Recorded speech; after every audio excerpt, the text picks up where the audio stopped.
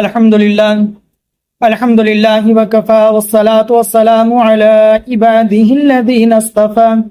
أما بعد فأعوذ بالله من الشيطان الرجيم بسم الله الرحمن الرحيم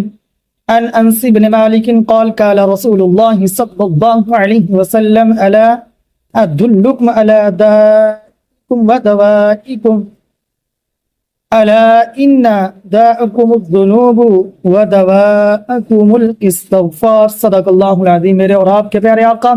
مدنی کریم علی نبی علیہ الصلوۃ والسلام کے بہت پیارے صحابی خادم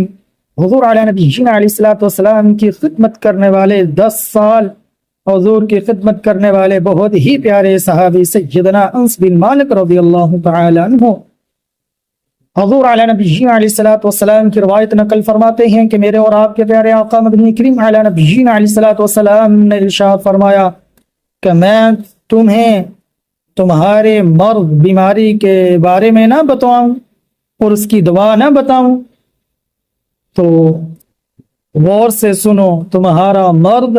گناہ ہے اور تمہاری دعا استغفار ہے۔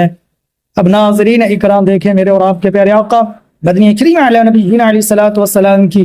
بہت ہی پیاری حدیث ہے کہ مومن کو، مسلمان کو کبھی بھی مایوس اللہ کی رحمت سے نہیں ہونا چاہیے، اللہ کی رحمت کی امید سدا رکھنی چاہیے، اور جب تک سانس ہے تو یہ استغفار ایک اللہ کی اتنی بڑی نعمت ہے اور اتنی پیاری یہ تسبیح ہے کہ جو استغفار کو کثرت سے کرتا رہے گا اللہ اس کے گناہ معاف کرتے رہیں گے۔ جیسے حدیث میں میرے حضور نے فرمایا نا کہ تمہاری بیماری جو ہے وہ گناہ ہے، اور اس بیماری کا جو علاج میرے حضور نے بتایا نا وہ ہے استغفار۔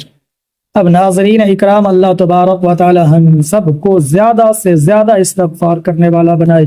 توبہ کرنے والا بنائے، اپنے گناہوں پر ندامت کرنے والا بنائے، کثرت سے ہم اپنے گناہوں کی معافی اپنے اللہ سے مانگنے والے بنیں۔ جب اللہ کی ذات پر پختہ یقین ہوگا نا، اللہ کی ذات رحیم ہے، غفور ہے، معاف کرنے والی ہے، جب ہم 5 وقت کی نماز پڑھ کر اللہ سے کثرت سے استغفار کریں گے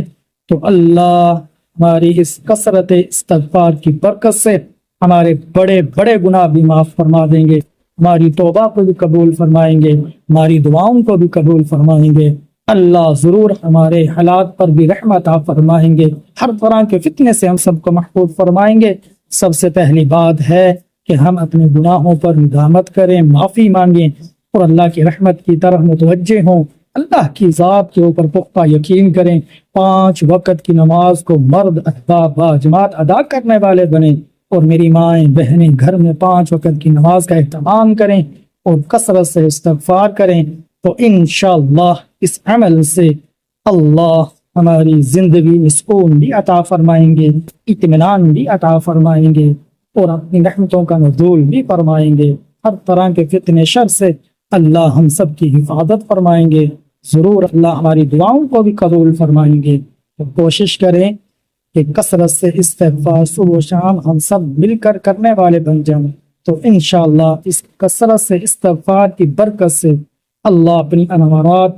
اللہ ضرور ہم پر اپنی انوارات کا نزول فرمائیں گے۔ اللہ سے دعا ہے کہ جتنی باتیں آپ کے سامنے رکھی اللہ ان باتوں کو سن کر عمل کرنے کی توفیق عطا فرمائے، آمین۔